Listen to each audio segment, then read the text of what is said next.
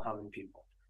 So we all have an agenda in front of us. I don't believe there are any changes to the agenda, so I think it's, is it? No, corporate officer. Okay, moved Director Gisborne, seconded Director McCormick. Any discussion?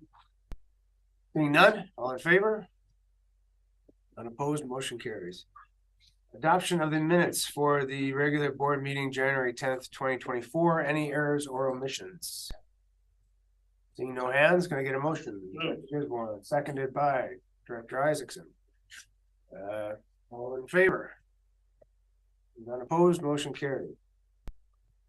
All right, we have a number of items of correspondence. We go down to item number 7. Is there any business arising from said correspondence? Director Gisborne. Yes, 6.1, 6.2, and 6.3 seem to be in relation to the Finance Committee discussions that are occurring over at that committee, and therefore I move that the correspondence be forwarded to the next Finance Committee meeting. Do I have a seconder? Director Lennox, any discussion? Director Gisborne? Real simple. You know, one of the concerns we've had in the past at the Finance Committee is, you know, lack of public engagement and public feedback. Thankfully, we now have some public feedback, and I believe that it would be best considered at the Finance Committee meeting where it is appropriate. And therefore, hopefully this motion passes and it just goes as correspondence to the Finance Committee. And whether we go along with it or not, it's in there, it's up to the committee. Point of information. Yeah, is it 6.2 and 6.3? 1, 2, and 3. 1, 2, and 3. Because 1 doesn't relate to the budget. Oh. Yeah, you are correct. So 2 and 3. Yeah, I'll move to amend, remove 6.1 from that motion. Second the amendment. Second, Director McCormick. I guess we got to vote on the amendment. So any other discussion on the amendment? Seeing none, all in favor? Okay, none opposed, motion carries. So if there's no other discussion, go back to the main motion and we'll vote on it. All in favor? Again, none opposed, motion carries. Thank you very much. 6.4. Oh, yeah. Right. No, 6.4. I was going to, I think there may be business arising from 6.4. Okay. They want a letter. Make a motion then. I haven't done this before, so I don't know what motion to make. I might look to. I think we from the correspondence, it's pretty simple. This organization is looking for another letter of support, which we've given in the past, and it seems like it's appropriate. I'd like to make a motion to do so. Okay. Seconded, Director Doubt. Discussion seems pretty easy. Seeing none, all in favor? None opposed. Motion carries. Fantastic. Okay, so to chair's report. Not a particularly busy month, but on January 9th, I was happy to take part in the 3rd steering committee meeting for the VIU Teoshamount campus here in town. It's always an interesting session, a lot of good information presented. They're looking at occupational trends and educational disciplines that are occurring, and then trying to figure out what they want to offer and what kind of an institution they want to be. So not only want to look at what the market is looking for, but also want to look at what kind of assets they have, you know, as far as staff, and they can figure out how best to fill the niche. January 12th, I attended a webinar discussing the draft of the BC Biodiversity and Ecosystem Health Framework. It reflects the province's commitment to prioritize the conservation and management of biodiversity and ecosystem health in BC. Part of the, I think, the old growth study. It was just kind of a high level look at it. So there wasn't anything specific about our area. January 15th, library meeting. And with the new year brings change in the library board. Rod Weeb is no longer the on the board because he reached his maximum of 8 years, and a familiar face, Patrick Bravazon, has taken his spot as a city appointee. So my congratulations to Patrick. I look forward to working with him. On January 16th, we had a very pleasant public hearing on Texada. It was very well attended. Everyone there was in support of the initiative. So it's fun to be a part of something like that where it's nothing but positive feelings. So it was great. And next week, I'm looking forward to going to the EA Directors Forum and the LGLA conference down in Vancouver. So why don't let's start over here with Director Fall up on the screen. Okay, thank you, Chair.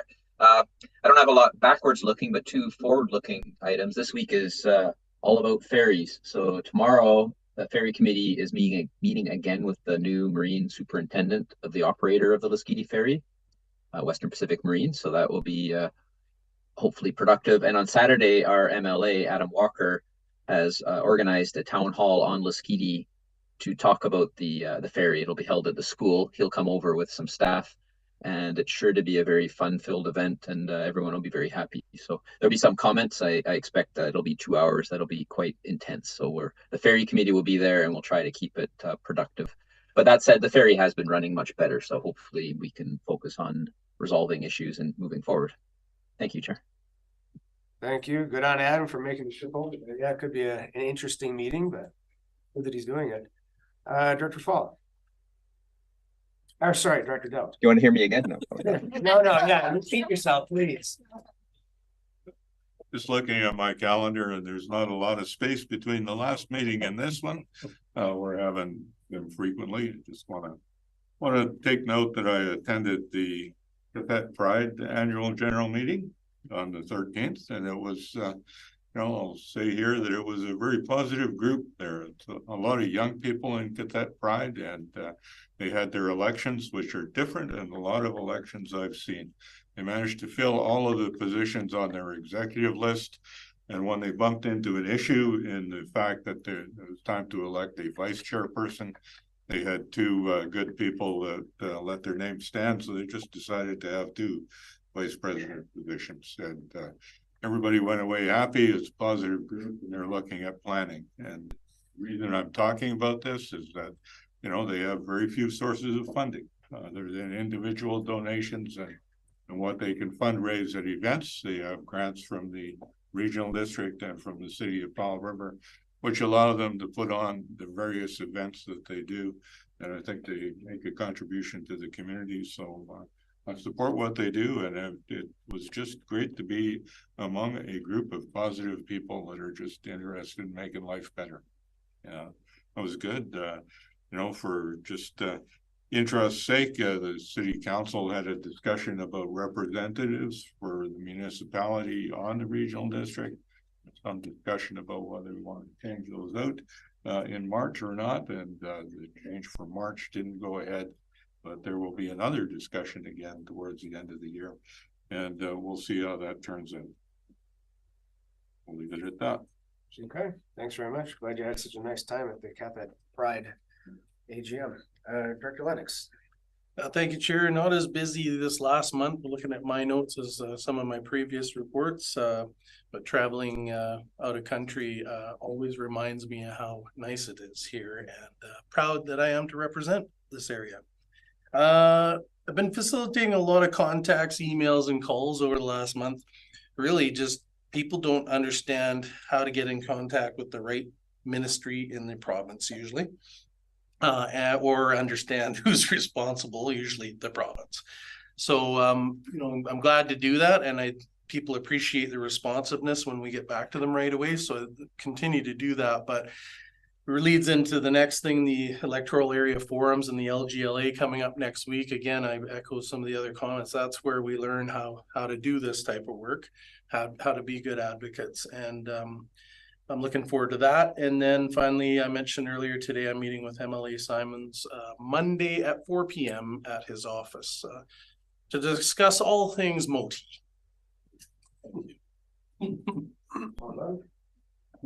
Yeah, great. Yeah, that was one of the interesting things to learn, is that we oftentimes are not the individuals who have the information, but we have to know who does. Send people in the right direction. Thank you, Chair. As I brought up at the last board meeting, I had my third child in December, so not a lot of sleep. Going from 2 to 3 is quite a big shift.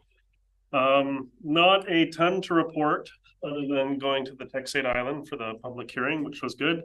I have been receiving emails and correspondence and even some phone calls from not only my constituents, but other constituents within the regional district, and a number of phone calls from other elected officials around the province in preparation for the Electoral Area Directors Forum and the Local Government Leadership Academy. And I actually got kind of a cheeky email from a friend, another elected official, with the news article that just popped up with Minister of Housing from the federal level warning municipalities they won't be successful in their applications for the federal housing accelerator fund if they refuse to ban exclusionary zoning. And the cheekiness that he sent, he said, have you been talking to the minister? So that is something that I think is important for us to be aware of, especially as it relates to other items on the agenda today. And I am looking forward to the Local Government Leadership Academy next week and all the elected officials from this table that will be there. It's a great thing that's worth our money to get our training and leadership and support. Yeah, I agree. I find it to be a particularly good one. It really focuses on the electoral area representation, so it's valuable. Director McCormick. Thank you. And my report is really short for me. It's just on the public hearing that took place on the 16th with yourself and Director Gisborne in attendance, Ms. Rodden, Laura Rodden from staff, and Julia Dykstra. And this was the application by the Tysdal Island Nonprofit Seniors Housing Society and Selkirk Mountain Forest Reserve for the agricultural land exclusion. The one thing that is incredibly unusual about this particular application is that it is the one that I have seen in my now 10 years on the board that has 100% support from the island. Not one single comment has been received in opposition. And it shows that it is the right project at the right time. And we just hope that the Agricultural Land Commission will agree with that. So that sums up my report. Thank you, great. Chair. Yeah, no, it was a really nice evening to see that, and I'm really pleased with all the initiative that this group took over there to make this all happen. Director Isaac. Thank you, Chair. Glad to hear about the Tysdal Island Nonprofit Seniors Housing Society. Actually, I helped them with some volunteer strategic planning maybe 3 years ago. And so it's really nice to see how things have been able to move forward because they were in really early days back then. So a number of items of relevance to the regional district. The province has been hosting webinars on the new housing bill. So I attended one. It actually happened during regional districts meetings 2 weeks ago. I was listening to 2 meetings at once, but was listening mostly to the webinar on bills 44, 46, and 47. And not as much applies to the regional districts. It was mostly, I was listening with my city hat on, but I really appreciate the way the province conducted the webinar. There was about a half-an-hour presentation and then an hour and 15 minutes just for questions. People submitted questions. There was about 600 people, at least 600 people online watching that voted on questions, and they just went through them one at a time. And so they got through quite a few questions. And I think most of the answers, unfortunately, are not what the question askers wanted to hear in terms of funding and being able to ask for deferments, etc. So if anybody is really curious, I would recommend, they've got it, those webinars are posted online, and they also have some deeper dive webinars.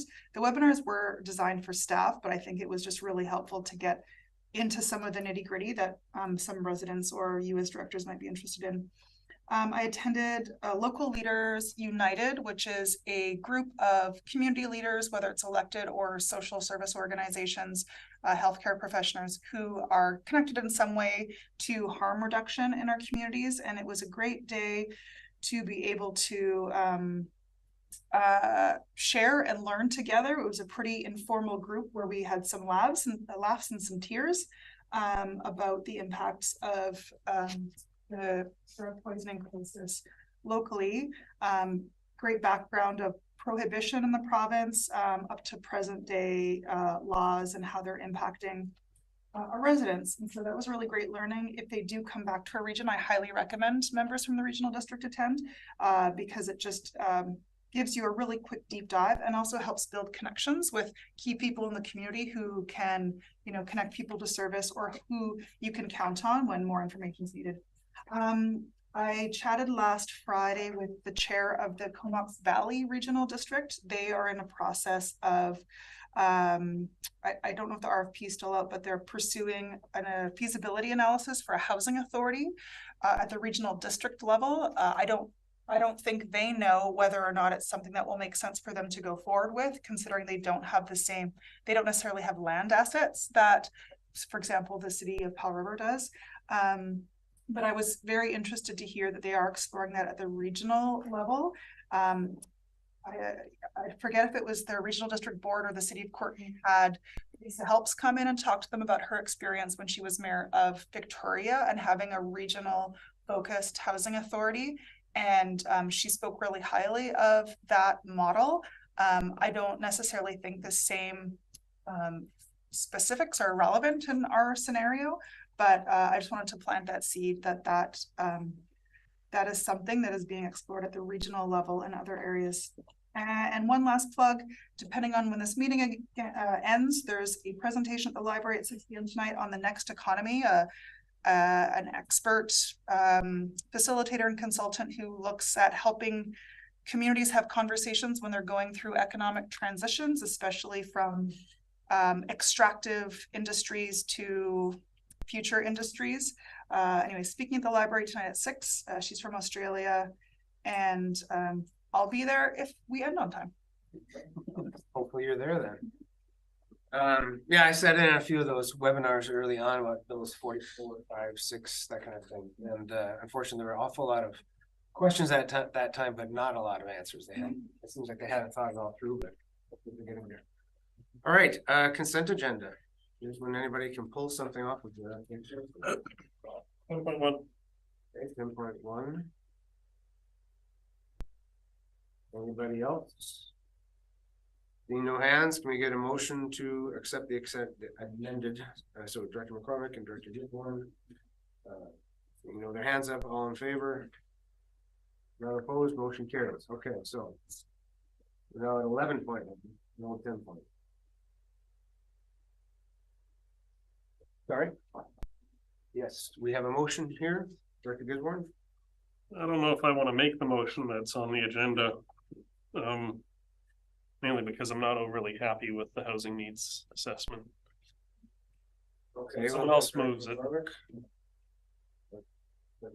Sorry, CAO. Through the chair, the director has removed it for debate, so he should probably put something on the floor I for think that'd be debate. appropriate, yeah. Yeah. I would actually move the regional district not accept the regional district housing needs report, electoral areas A, B, C, and D. Okay, do we have a seconder on it? Point of Sorry, point of order, yes. I would suggest that a positive motion is probably in order as opposed to a negative one. And I would make the positive motion that we accept it. CAO, what's this? Through the chair, the director has made a potential negative motion, but it's not always, It hasn't been seconded. but it's not always not appropriate to make a negative motion. So we have a seconder for the original motion by Director Gisborne. As directors were speaking about, does that mean they're not automatically seconders? CAO. No, there was a point of order call. No, there you go. So seeing no seconder, now does that mean it's back on? Now we go to Director Doubt's motion. Okay. But to get that regional district accept, to get that regional district housing needs report, electoral areas A, B, C, and D, prepared by Patricia Maloney Consulting and dated December 14th, 2023. Second. Okay, second by Director Gisborne. Is there any discussion on this item? Director Gisborne. Yeah. Housing needs assessments are something that is required by local governments. There is a lot of really good work that was put into this housing needs assessment, and I appreciate the work that was done by our consultant.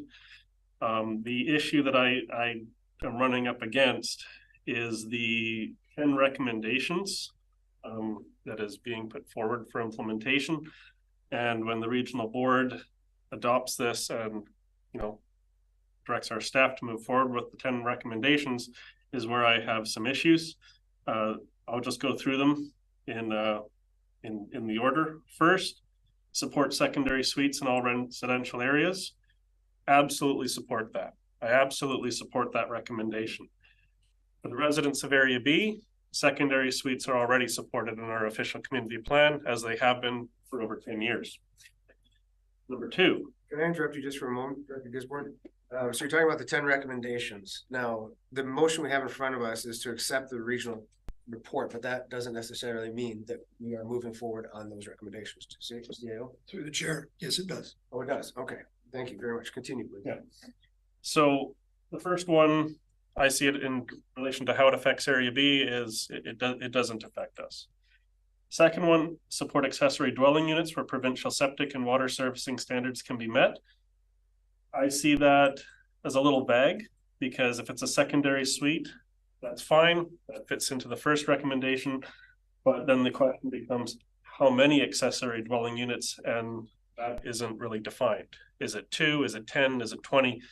Because you can get multiple accessory dwelling units on a single septic and water system in the electoral areas. That is not defined, and that will require a significant amount of public engagement. Number 3, promote nonprofit housing societies. I don't really have an issue with that one, but I don't really know what we mean by promoting nonprofit housing societies. If it's the situation on Tysdal, I think that's totally fine. I don't think we need, I don't think we really need to adopt that. We can make that decision, as we will be later today. Work with BC Transit to approve rural transit service. That's a rural paratransit issue. It's not really so much as a planning issue. Number 5 is one where I can't get my head around, because 5, promote public information on available grants. At our planning committee meeting, I asked which grants were available, and in the report, it talks about the grants from BC Housing. There is a $40,000 grant available for homeowners to get a secondary suite built into their place, as long as they meet the various criteria. One of those criteria is that it does not apply to electoral areas. It doesn't apply to the residents of areas A, B, C, D, or Tysdal, or sorry, Mesquite for that matter. So I'm kind of hesitant to go like, okay, let's put the information out there on available grants, but which available grants? The province continues to ignore the needs of the electoral areas. Promote partnership with HappyPad. It's an app. I don't really see how that makes a big difference for the electoral areas. Number 7, consider review of manufactured home park policies. The area BOCP does not define density for manufactured home parks. All the manufactured home parks in Area B that are outside of the Nootka Street zoned bylaw area do not have a restriction on their density. And therefore, any review of those policies that are outside the Nootka Street zoning wouldn't really have any effect. Essentially, we can say, well, you can have more units, but there is no cap on the units as it is right now. Number 8, develop process to track rental housing units. I don't know how we can do that without incurring more cost. And that cost then gets put onto the taxpayers. Number 9, consider establishment of regional housing reserve fund. That brings up question of what's coming out from the federal government about housing accelerator funds, which the Minister of Housing came out and announced that unless you get rid of your exclusionary zoning bylaws, you're not going to get the funding, was essentially what the senior federal minister was saying. I actually agree with the federal minister on this one. However, we do have exclusionary zoning bylaws within our electoral areas, and I believe that we even have one on the table that is going to be considered at an upcoming meeting.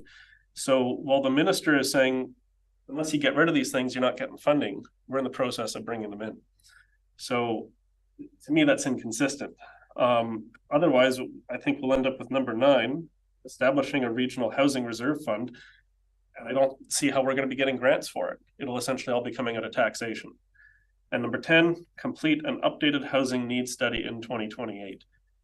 We have to do that anyways, as I understand, because that's the requirement. Oh, no, wait. I think it can actually go even longer than that, because what is it, a 5-year term? So when I look at these 10 recommendations, I don't really know how this relates to providing a benefit for the residents of Area B in relation to housing.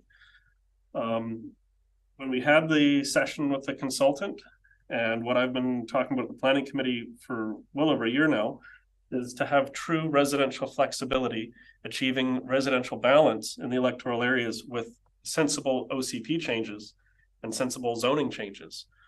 So I don't see how these 10 recommendations provide that direction to staff where we can update the OCP and the zoning bylaws to provide meaningful residential flexibility. I think if we adopt this plan as it is, we're still going to be in a similar situation in 4 years when we go and do another housing needs assessment. And I want to see meaningful change in relation to our planning service. And that comes from the board. Thank you, Chair. Thank you. Are there any other discussion points, or does anybody on staff want to respond to any of the comments? Seeing no hands up, we have a motion in front of us, so we'll vote on the motion. All in favor? Yeah, you don't, well, this is just A, B, C, and D. Oh, is it? I don't have. BCD. A, B, C. The planning thing. Yeah, I figured. So all opposed? So all opposed? Great. And motion carries. Director Gisborne opposed. Thank you very much. Moving on to 12.1. Financial assistance policy options. I'll move it. Director Gisborne moves it. Director Lennox seconds it. Any discussion? Director Gisborne. Yes, I support this motion. And the main reason is, what's that term? There's multiple paths to get to the same destination. We can use the individual area grant and aid and the general grant and aid to achieve the same result of utilizing a combination of those grants and economic development and social planning.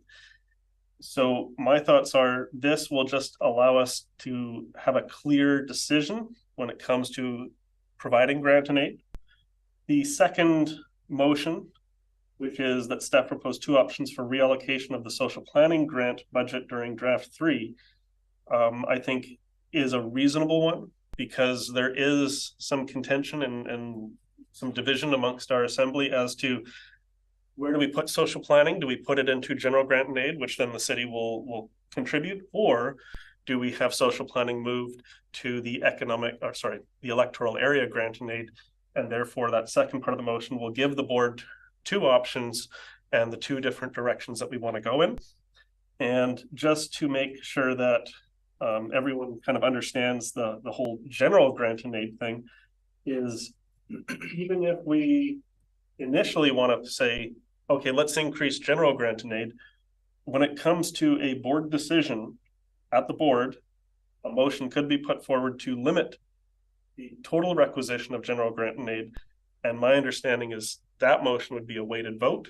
So when it comes to the board, my understanding is the electoral areas can't bully the municipality into paying for something that they don't necessarily want to. So this motion I think is great. It provides the information for our assembly and it can hopefully help our decision-making process down the line a little smoother. So Thank you very much. And just for clarification, it's actually one motion. There's an and in there. oh, yeah, it's one.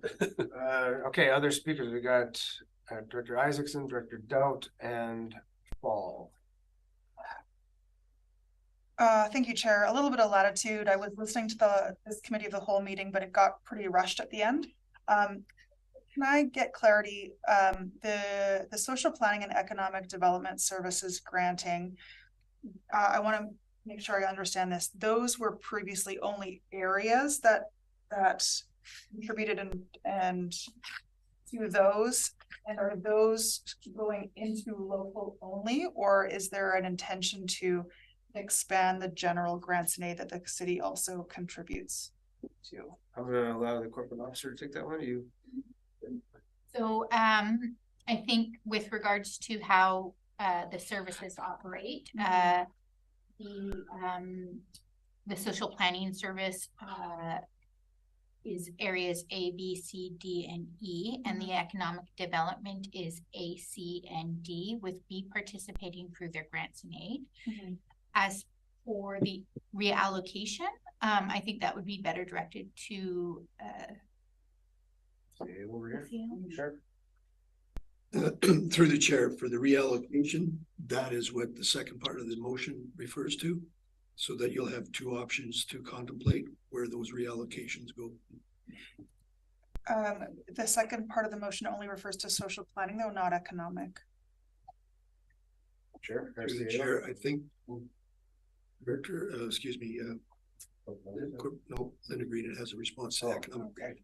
Okay, Ms. Greenan? Thank you, Chair. Through the chair, what we contemplated or what we proposed in the report was that the funding that was originally allocated to economic development be redistributed to the three different. So basically, the amount that would have come from economic development from Area C would go into Area C grants and aid. The part from Area D would go into Area D grants and aid, and the part from Area A would be budgeted under Area A grants and aid. So that was the idea behind the economic development, and I think that the board generally agreed with that, or the committee did. And so the question was around the social planning, because it was recommended in that report that the social planning go to general grants and aid. So that is where the board wanted us to do two options, to either redistribute that to general grants and aid, or what it would look like if we redistributed it to the 5 electoral areas. Thank you for that quick education. Sure. Director Dow. Yeah, and I've said before that I'm not sure I understand this motion and the language in it. I'd like to understand what I'm actually voting on before I vote on it. And I don't like to vote in favor of something in order to wait until it comes up down the road when there is a weighted vote and something different.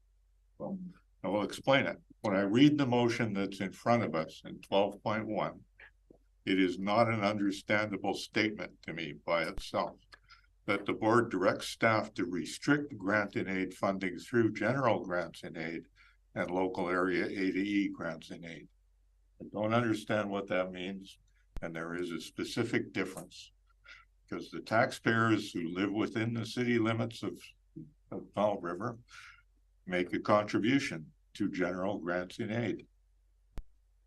They don't make a contribution to grants and aid area A's to E.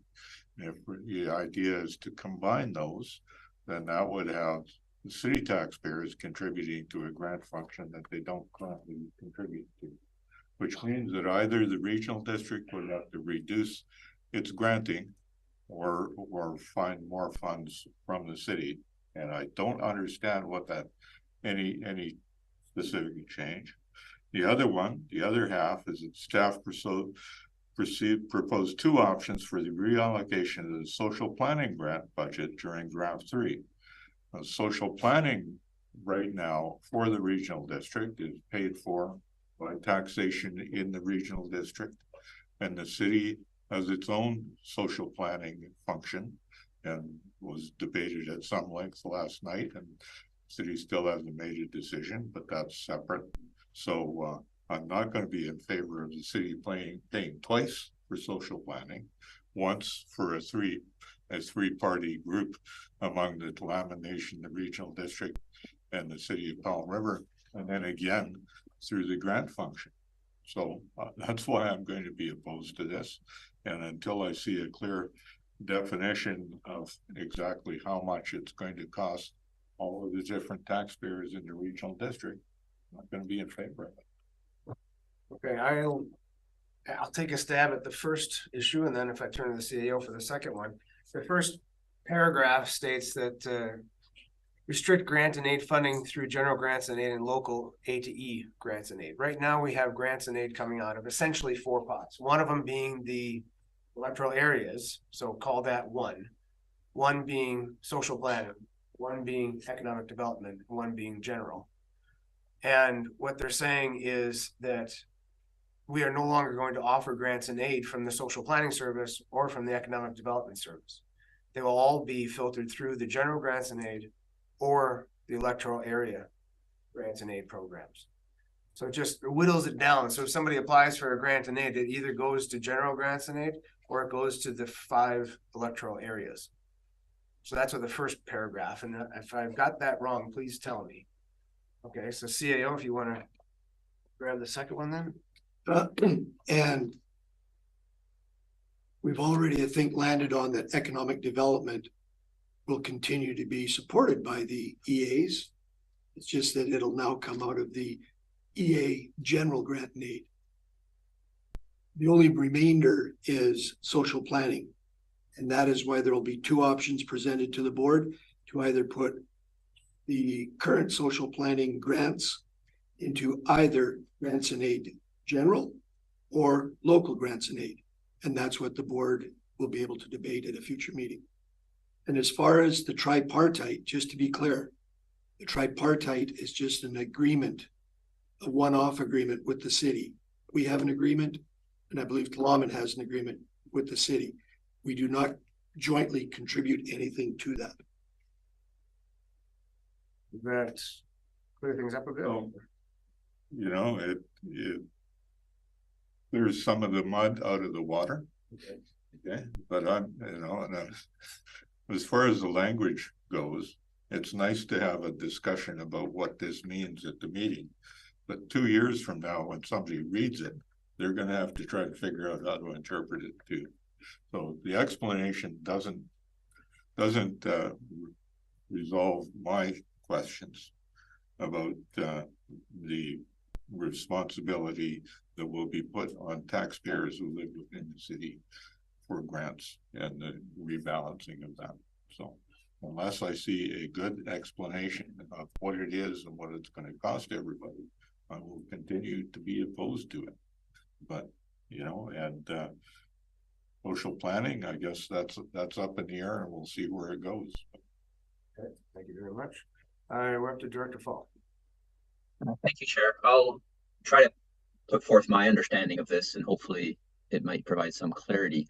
Our issue is that we've had a lot of discussions and a lot of needless time spent moving money around between pots and confusion of granting streams and so on. So the motion on the table actually the goal is to simplify and streamline our grant and aid financial assistance policy.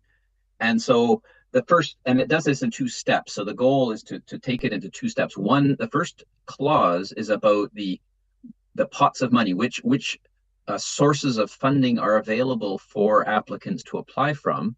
And the second one is about the actual financial implications of that. So let me deal with both of those. The first one is really the flip side of it is to effectively say that we will no longer provide grants through social planning service or through economic development service. And we will continue to provide grants through our general grants and aid service and the 5 local area A to E grants and aid pots of money. Now that on its own, putting the, who pays and where the money comes from aside for a moment, that streamlines the service. What is the benefit of that? Well, the first benefit is to the applicant.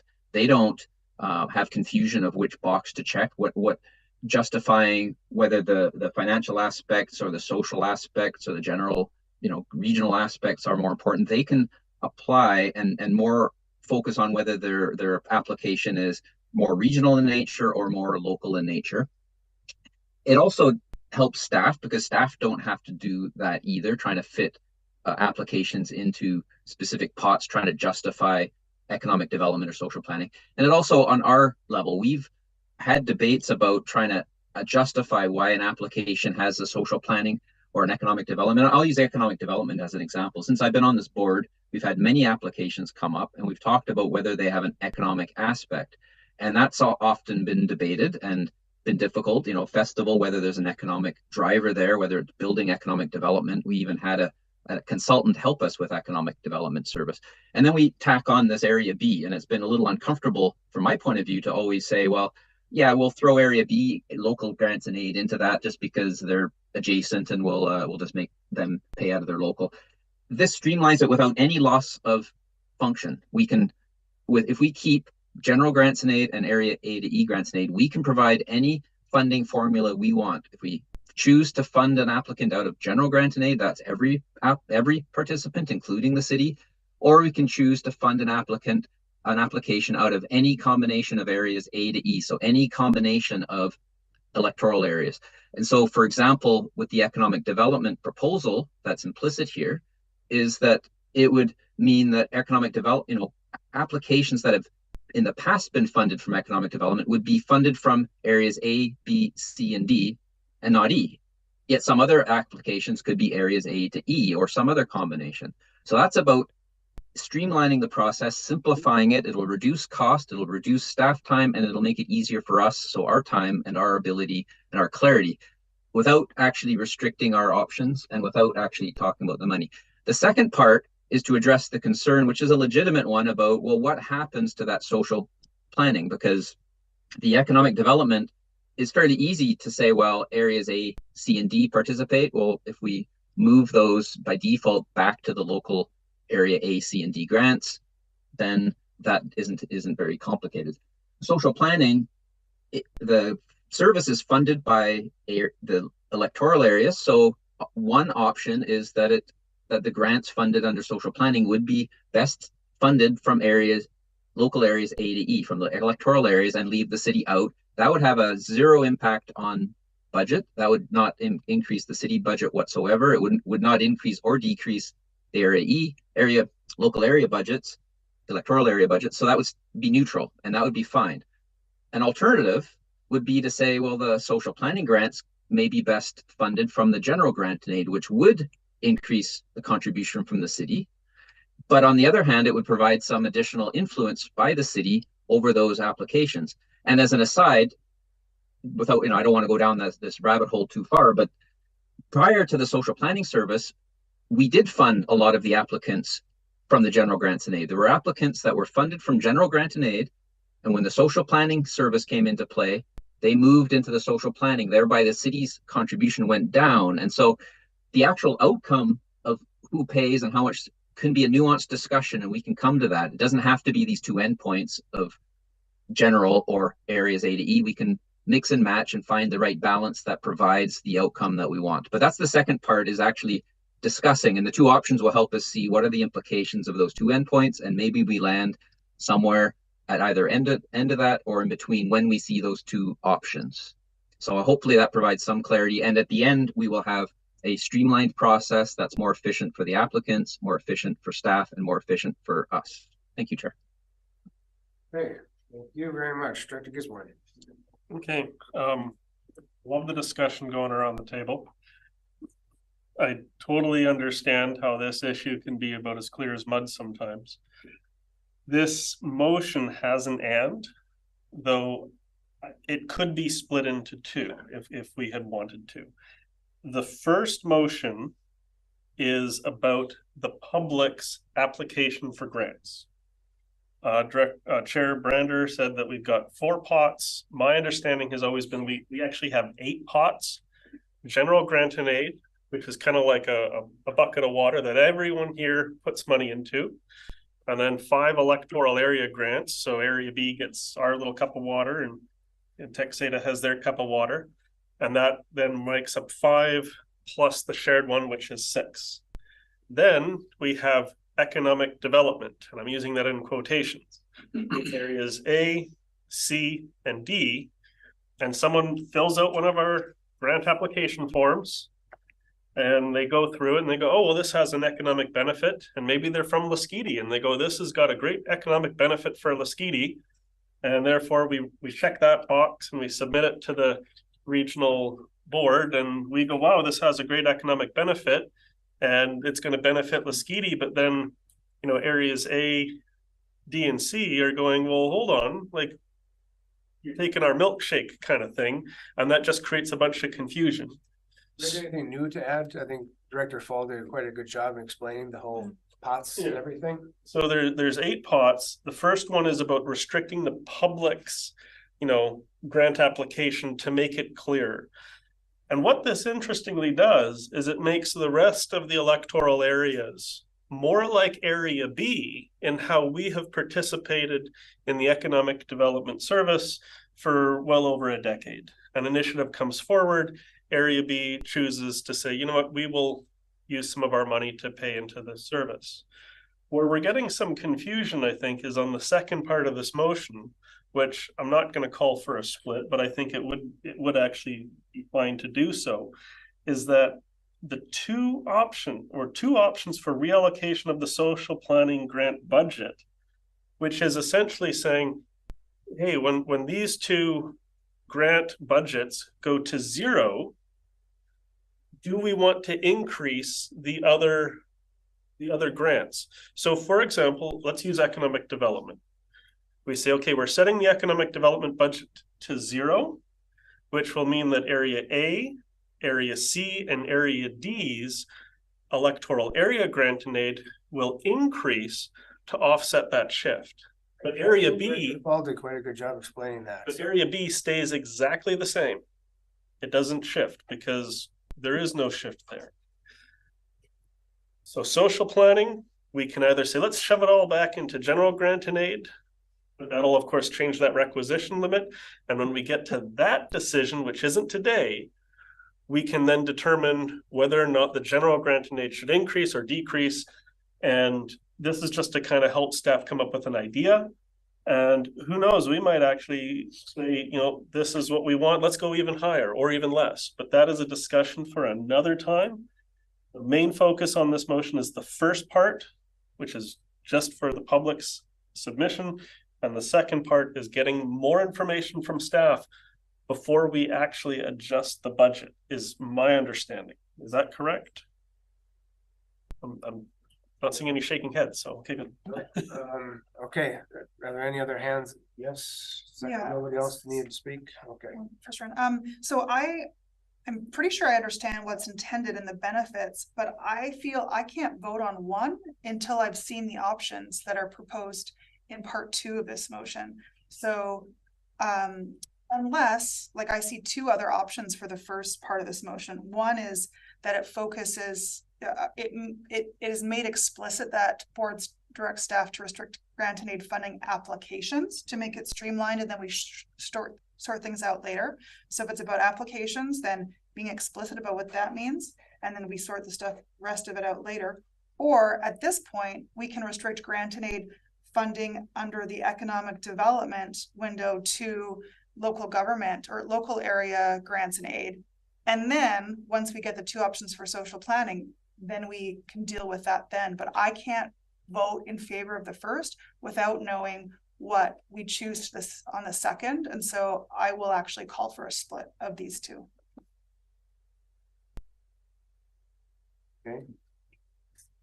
That's fine. They can stand alone. Yeah, so thank you, Chair. Through the chair, the rules of debate still apply to each separate question. And both motions will be considered moved and seconded, but you can vote on them separately. But you can't extend debate without permission of these. Okay.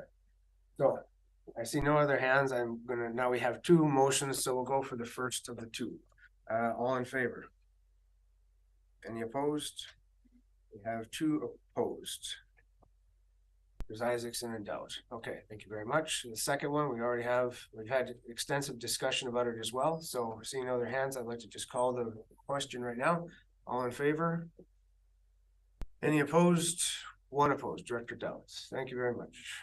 12.2, review of the social planning service. We have a recommendation in front of us. Does anybody want? Director McCormick, seconded by Director Gisborne.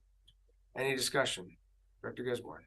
Yeah, I've given a lot of thought to the social planning service, and I'm very grateful for our staff for the social planning review that was done here today. And I know it's an informal review, not an official review. I see that there is the motion for us, which is to set aside $29,000, $200 in the social planning service for social planning initiatives related to wages. I've read the report. There is some concern whether or not the regional district can use electoral area grant and aid to give to a municipality, which is another local government, to essentially provide that service. In a recent phone call with another electoral area director, he informed me that his electoral area had actually been using their electoral area grant and aid to provide a grant to the municipality for similar kind of initiatives. So it was interesting to hear about that, and I hope to find out more at the electoral area directors forum next week about how that works. If that is the case and is possible to use electoral area B grant and aid to provide funding for the social planning service, then I would actually be interested in going that route. In which case, my thoughts are then the board could set aside $0 in the social planning service for social planning initiatives related to wages, because then we can just use the electoral area B grant and aid and any other electoral area grant and aid to meet that need. But that's where I was very interested to hear that other electoral area directors had been using such a thing. It was news to me. So they would like to speak. Yes, through the chair, what Director Gisborne is assuming is that this would be used for outside wages, outside of our organization. This is for internal wages to our organization, and we cannot use grant and aid to fund somebody's wage. They are not our employee, is that correct? They're our employee. Okay, well then, my understanding is we operate under the one CAO model, right? So does this employee then answer to 3 CAOs? Yeah. Through the chair. What you're failing to see, Director Gisborne, is that it's our employee within our organization. Corporate officer, you had a contribution? Yeah, sorry, what I think this is saying is in our financial plan, this has always been a set aside for wages to pay towards perhaps the city of Powell River, but there's still initiatives that we need to get done and that position hasn't been filled. So this is setting aside that same amount within to ensure that we can get that work done internally. Is that correct? Yeah. Through the chair, yeah, that's it. Internally. We would use the funds internally for our own people, not for people outside of our organization. So this $29,000 is not for the social planner that's at City Hall. So what position is this for then? Through the chair, we have a position right now where we've got a grant from REDIP, $50,000 this year, which we have to contribute some money on our side. This would help to offset that. Okay. And through the chair, Yep. if I may add, it's the same process that happened last year because we got the grant last March, $100,000, basically 50,000 for last fiscal year, 50,000 for this fiscal year. Would we still be able to get that done without this service? Could we use any other service for that employee? Through the chair, we could use any other wage if you want to put it through general admin, but then everybody else is contributing. We could put it into, just any other kind of wage. Okay, because I'm just thinking about the previous discussion around grants and how to, the more services you get, the more administration costs there is. And I like things to be simplified, and I'm getting to a point with the social planning service where I'm wondering if the juice is entirely worth the squeeze. So I would actually prefer to see the $29,000 be allocated through general admin, because it does seem to provide like a regional benefit. It's my thoughts. Would that need a motion? But I also want to hear the other opinions of directors around the table. Yeah. Chair, most of what we used this funding for was for the housing initiatives or the housing reports that we did internally. So that isn't like necessarily regional in nature because we were concentrating on the electoral areas. So wasn't the housing reports planning? why is it coming out of social planning then? Why should Muskegon pay for something that's for areas A, B, and Through the chair, because it was considered a social planning initiative. Okay, we have other speakers. Director Dowd, you would like to speak? Yeah, and it's, you know, you learn something every time you sit down at the table. And, you know, it's, I began thinking this was a simple idea about setting aside funds for a social planning service. And I was in favor of doing that because I believed that there was a service for social planning and that money was set aside in that assessment, I guess, of the taxpayers for doing social planning grants and for paying part of the wages of a social planner. And looking with both of my hats on at the same time, realizing that I think my personal opinion at both tables is that having someone work at the social planning agenda for the entire region, for the Tla'amin Nation, the city of Powell River, and the regional district is a valuable thing because of the interactions in the social fabric of the entire area. I think that's a good idea, which is why I supported this and why I strongly support the city providing funds for a dedicated social planner. And that's in the process, and it, you know, anybody can watch the meetings of the city of Powell River to see the decisions that are being made every day. Decisions were made yesterday and they'll probably be made tomorrow to try to work towards that. And I'm thinking about that. But the CAO's explanation of this is about setting aside social planning funds for administration purposes, as far as I can see, which is a different thing. But I would like to see a three-party agreement to work together on social planning. I think wages for a social planner are a part of that, but only a part of it, because the only way to make it work is actually provide some funding to do things. Once you've had a committee get together and you have a staff member in charge of social planning, then the committee and the social planner are going to want to do things. And generally, if you're going to do things, you're going to have some budget, even a few $1,000s to put an ad in a newspaper and say you'd like everybody to do something. But I'm generally in favor of this for now, but I see I'm not going to get to vote on it.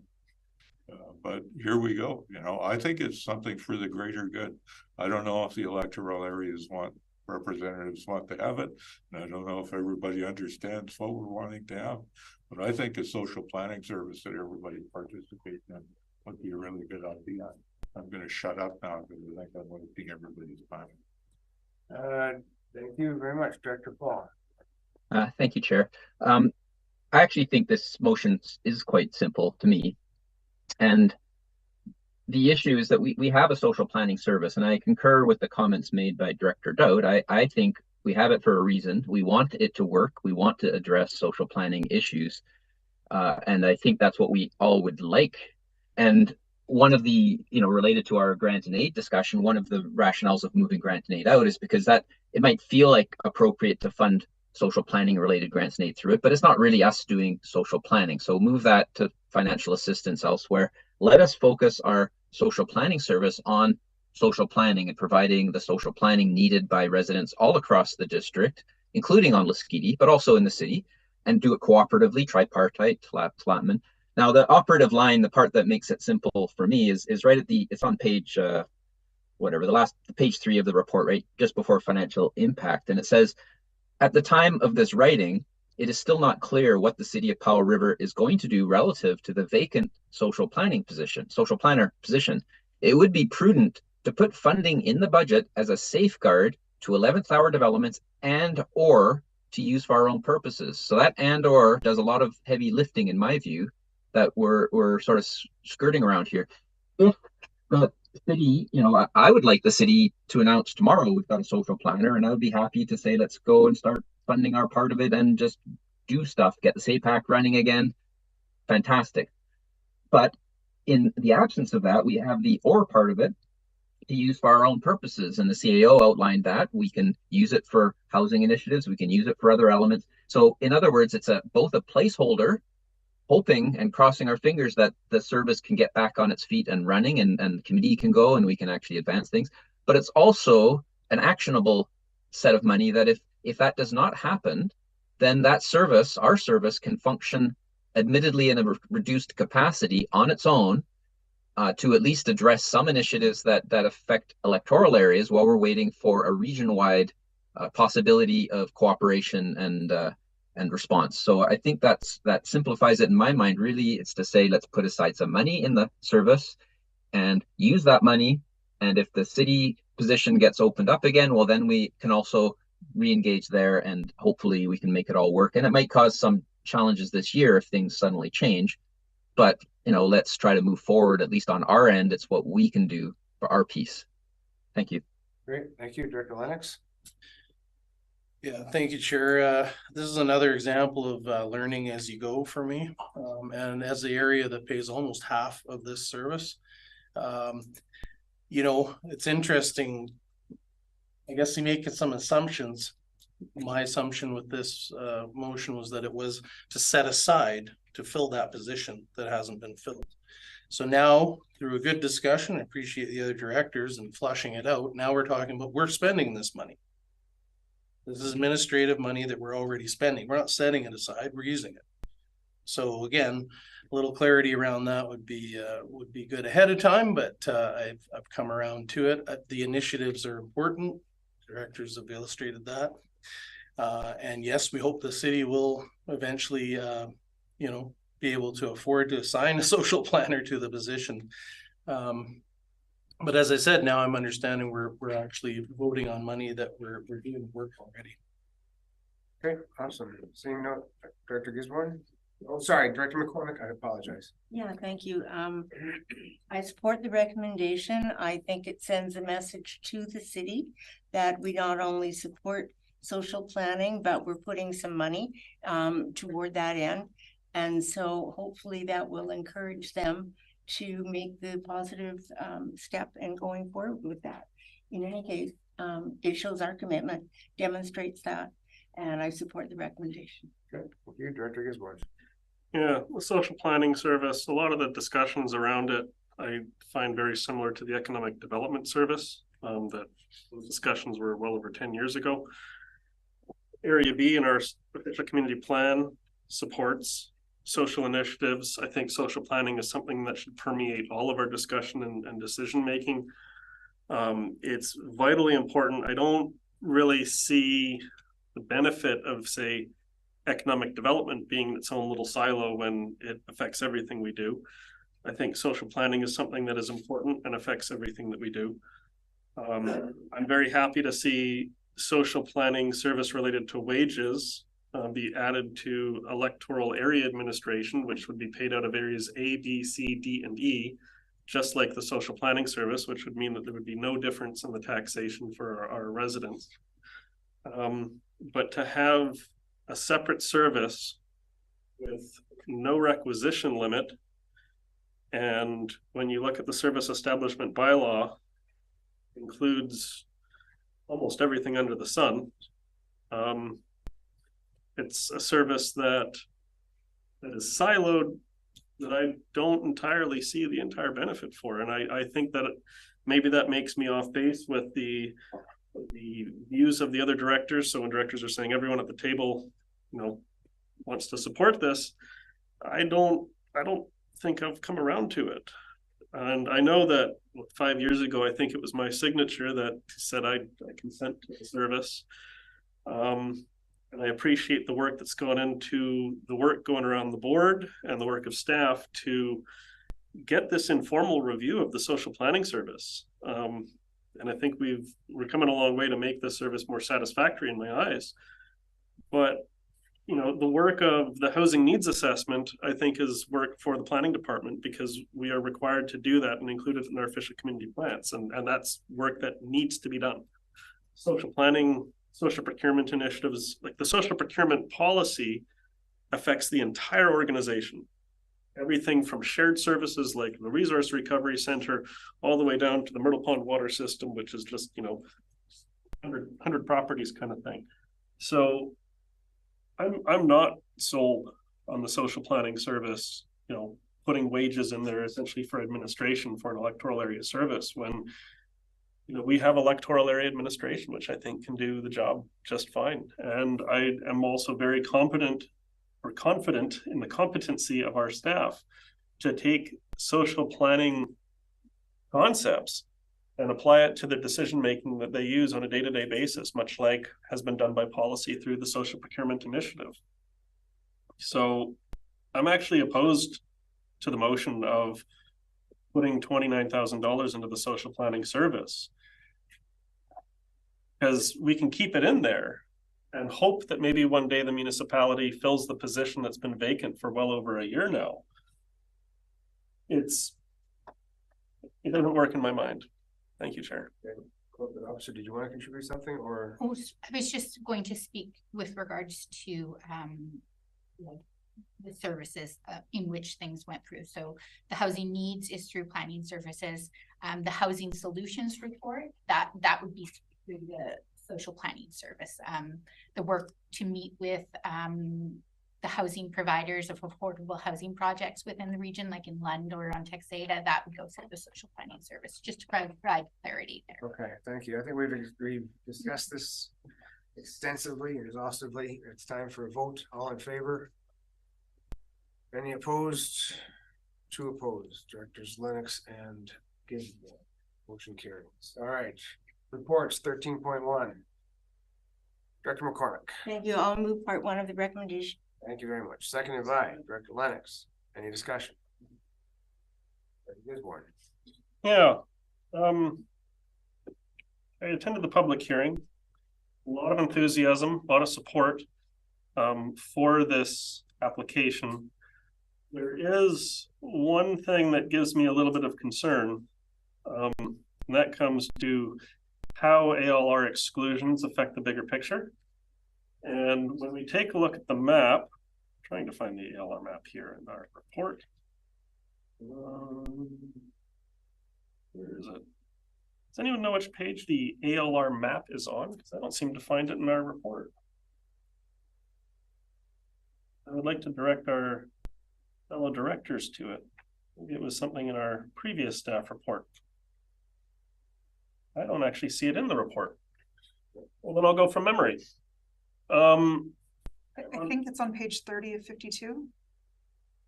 There is no, you can go to 30 of 52, but it doesn't show other parcels of agricultural land reserve. The parcel in question is essentially completely surrounded by agricultural land reserve. And if the Agricultural Land Commission supports this exclusion, then you're going to end up with seniors housing completely surrounded by agricultural land reserve.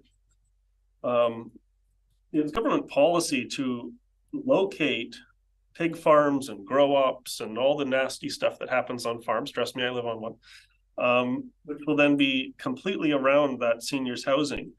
And I'm also a little concerned that maybe it'll set the precedent for the parcel owners that are around it to say, hey, we've got a hole, like a missing chunk of ALR that the Agricultural Land Commission supported taking out. And we would like to start taking the land around it out, which is a concern. I think that concern will be addressed by the Agricultural Land Commission. It's a concern that I share. I read the report in relation to soil quality, and I think the staff might be able to help me with this one. When I read the report on soil quality, it seemed to indicate that the soil classification was a type 3 and type 4.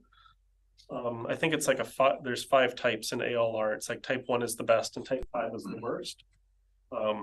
So maybe they can help me with that one. I actually think we're getting beyond the scope of the motion in front of us, which is just that we support the application to the ALC.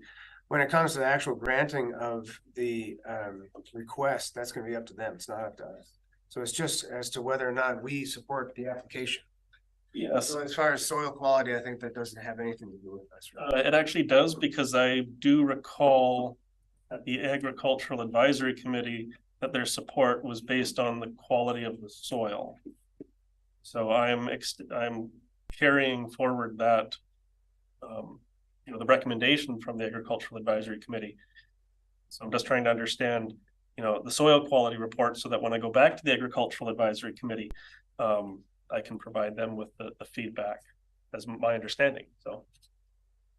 Okay, I don't recall them actually giving support for this motion, but Ms. Rodden. Through the chair, the letter and the report prepared by Madrone Environmental Consulting, which is the agricultural capability study, was shared with the Agricultural Advisory Committee via email before Christmas. And it has been available publicly on the project webpage for this application since before Christmas as well. And there's been no concerns raised. Okay, thank you. Any other discussion on option 1? That didn't answer my question. I would say the information is out there. I'm not sure. I think it's not germane to the discussion here. So we just, whether this committee, this board supports the application to the ALC can do the studies as to the soil quality. The study was already done. I'm asking for clarification on the quality of the soil. My understanding was you're being germane to this discussion. So the quality of the soil is not germane to having land removed from the ALR, because my understanding is that is what the ALC is going to essentially base their decision on. And then that's right. They can do that. And our job is to vet these applications before they go to the ALC. Director McCormick. Yeah, we have the information regarding soil quality, so I don't, believe that's an issue for us. We have clear reason for supporting this application because of the need for housing and because it is affordable. And the site in question is bounded by 2 main roads.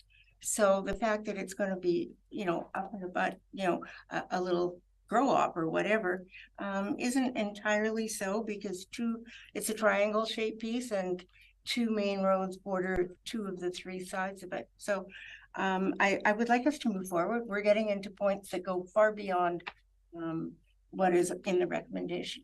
I agree. Okay, so no other hands on in favor of the motion. Director McCormick can answer my question then. It's in the report. So what is it?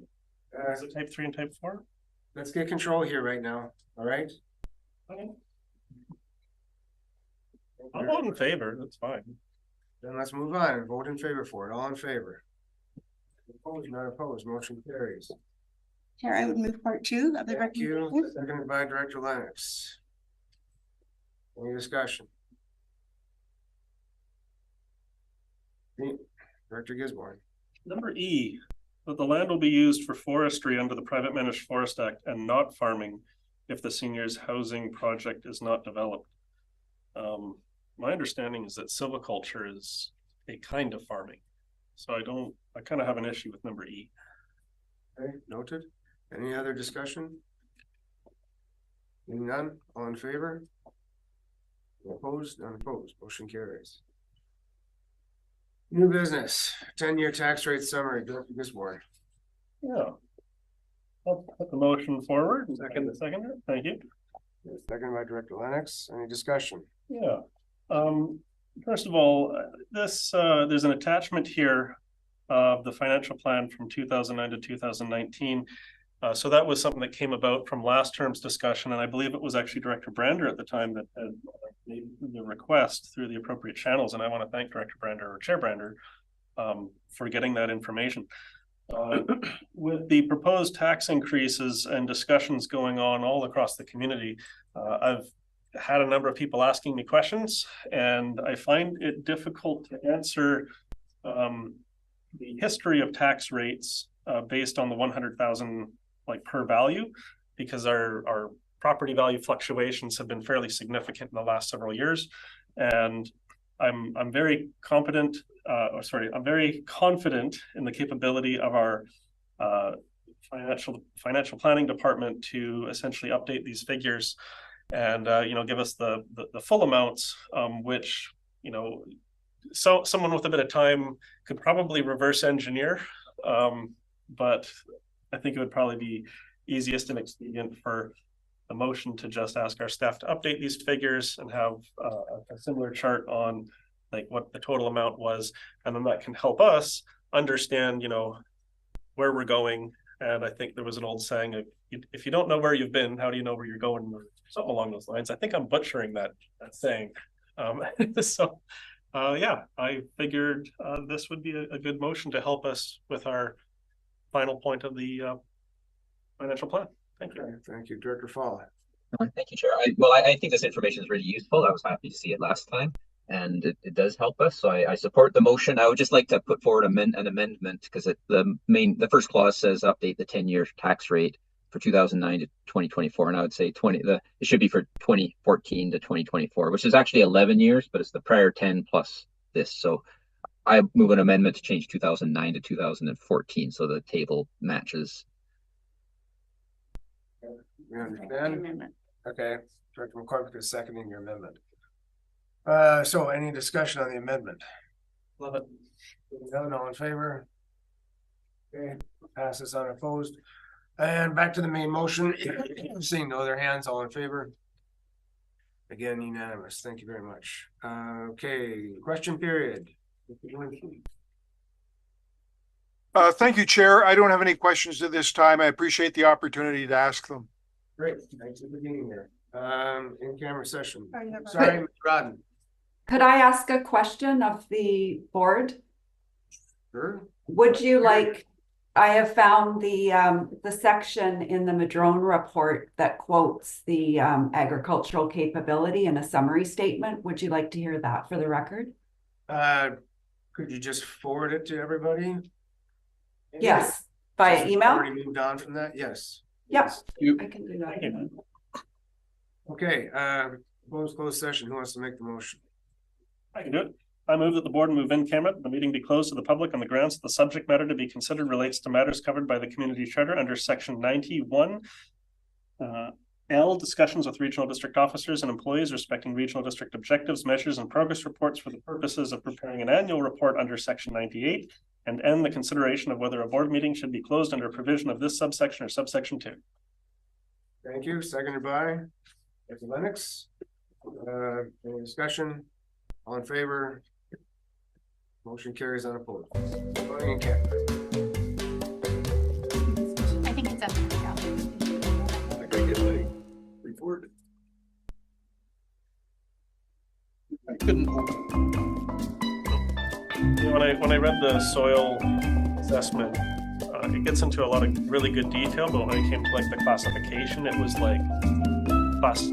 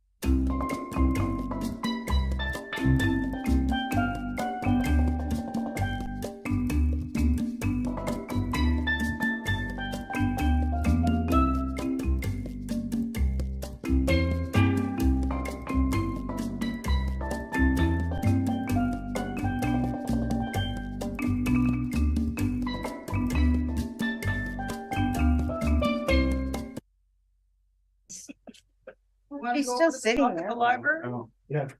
It starts at 6, doesn't it? Talk after. yeah. Still sitting there.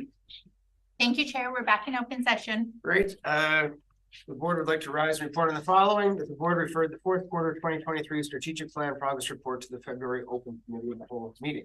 And we've reached the end of our agenda, so this meeting is adjourned. Thank you for coming. Thanks, everyone. Back up at